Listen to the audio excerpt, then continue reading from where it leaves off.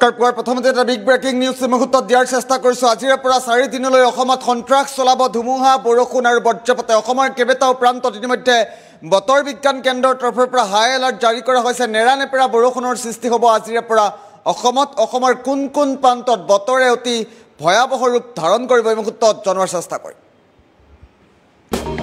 Breaking news এই মুহূৰ্তত জনোৱাৰ চেষ্টা কৰিছোঁ। আজিৰ পৰা 4 দিনলৈ অসমত নেৰানেপেৰা বৰষুণৰ সৃষ্টি হ'ব। ধাৰাসাৰ বৰষুণৰ সৃষ্টি হ'ব আজিৰ পৰা 4 দিনলৈ। ধুমুহা বৰষুণৰ লগতে বজ্ৰপাতৰ এলাৰ্ট দিয়া হৈছে অসমৰ কেইবাখনো জিলাত। ঘণ্টাত 30ৰ পৰা 40 কিলোমিটাৰ বেগত বতাহ বলিব ৰাজ্যৰ কেইবাটাও প্ৰান্তত। আমি ইতিমধ্যে উল্লেখ কৰিছোঁ বতৰে ভয়াৱহ ৰূপ ধাৰণ কৰিব। ইতিমধ্যে মোবাইলে সতৰ্কবাণী সাৱধানবাণী প্ৰেৰণ কৰিছে বতৰ বিজ্ঞান কেন্দ্ৰৰ তৰফৰ পৰা। নামনি আৰু মধ্য অসমত বতৰে ধাৰণ কৰিব আজিৰ পৰা কালৰূপ। গুৰুত্বপূৰ্ণ খবৰটো মুহূৰ্তত জনাৰ চেষ্টা কৰিছোঁ। অসমৰ কেইবাখনো জিলাত ইতিমধ্যে জাৰি কৰা হৈছে হাই এলাৰ্ট। আমি উল্লেখ কৰিছোঁ অসমৰ প্ৰান্তে প্ৰান্তে বতৰে ভয়াৱহ ৰূপ ধাৰণ কৰিব। ধুমুহা বৰষুণত ব্যাহত হৈ পৰিব পাৰে আজি সাধাৰণ জনজীৱন। নামনি আৰু মধ্য অসমৰ কেইবাখনো জিলাত অতি ভয়াৱহ পৰিস্থিতিৰ আশংকা ব্যক্ত কৰিছে বতৰ বিজ্ঞান কেন্দ্ৰৰ তৰফৰ পৰা। আৰু বৰ্তমান মুহূৰ্তত ৰাজ্যৰ বিভিন্ন প্ৰান্তত বৰষুণ ইতিমধ্যে আৰম্ভ হৈছে। ক'ত কেনেধৰণৰ পৰিৱেশৰ সৃষ্টি হৈছে শেহতীয়া দৃশ্যাংশ মুহূৰ্তত দেখুওৱাৰ চেষ্টা কৰিম। ঘণ্টাত 30ৰ পৰা 40 কিলোমিটাৰ বেগত আজিৰ পৰা বতাহ বলিব। আমি মুহূৰ্তত দৃশ্যাংশ দেখুৱাইছোঁ। ইতিমধ্যে পুৱাৰ ভাগৰে পৰা ৰাজ্যৰ প্ৰান্তে প্ৰান্তে ধুমুহা বৰষুণৰ সৃষ্টি হোৱা পৰিলক্ষিত হৈছে।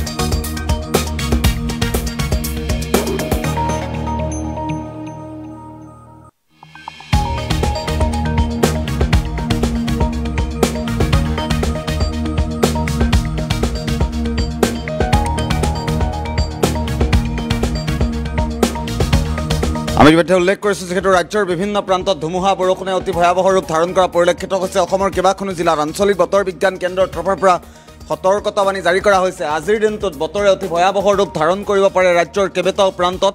ধুমুহা বৰষুণৰ লগতে বজ্ৰপাতৰ এলাৰ্ট আছে আজিৰ দিনটোত বতৰ বিজ্ঞান কেন্দ্ৰৰ তৰফৰ পৰা। ৰাজ্যৰ ক'ত কেনেধৰণৰ পৰিৱেশৰ সৃষ্টি হৈছে এই মুহূৰ্তত আমি দৃশ্যাংশ দেখুওৱাৰ চেষ্টা কৰিম। বতৰ বিজ্ঞান কেন্দ্ৰৰ তৰফৰ পৰা এখন বিশেষ তালিকা প্ৰেৰণ কৰা হৈছে।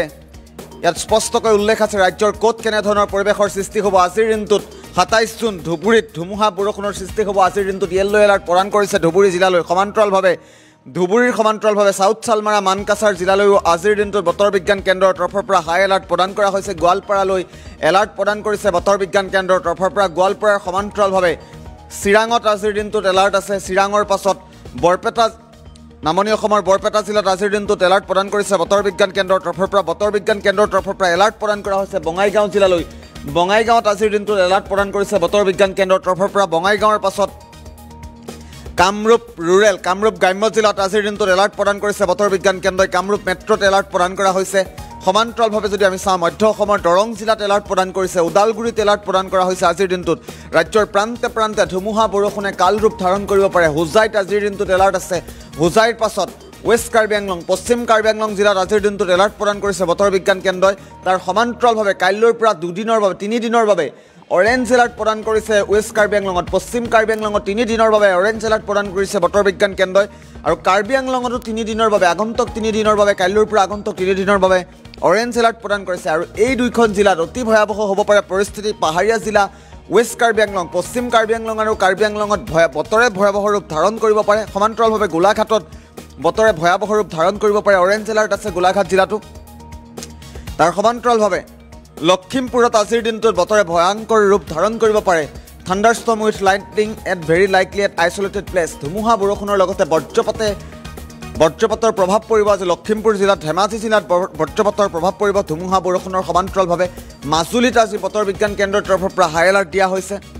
তাৰ সমান্তৰালভাৱে যদি আমি চাওঁ ডিমা হাছাও জিলাত এলাৰ্ট আছে। আজিৰ দিনটোত য়েল্লো এলাৰ্ট আৰু আগন্তুক 3 দিনৰ বাবে অৰেঞ্জ এলাৰ্ট প্ৰদান কৰা হৈছে। কাছাৰত আজিৰ দিনটোত য়েল্লো এলাৰ্ট আৰু আগন্তুক 2 দিন অৰেঞ্জ এলাৰ্ট প্ৰদান কৰা হৈছে। হাইলাকান্দিত আজিৰ দিনটোত এলাৰ্ট প্ৰদান কৰা হৈছে। কৰিমগঞ্জত এলাৰ্ট প্ৰদান কৰা হৈছে। ৰাজ্যৰ বিভিন্ন প্ৰান্তত, ৰাজ্যৰ প্ৰায়সমূহ জিলাতে আজিৰ দিনটোত বতৰ বিজ্ঞান কেন্দ্ৰৰ তৰফৰ পৰা হাই এলাৰ্ট প্ৰদান কৰা হৈছে। আৰু বৰ্তমান মুহূৰ্তত ৰাজ্যৰ বিভিন্ন প্ৰান্তত, অসমৰ বিভিন্ন প্ৰান্তত পুৱাৰ ভাগত কেনেধৰণৰ পৰিৱেশৰ সৃষ্টি হৈছে পোনে পোনে দৃশ্যাংশ দেখুওৱাৰ চেষ্টা কৰিম।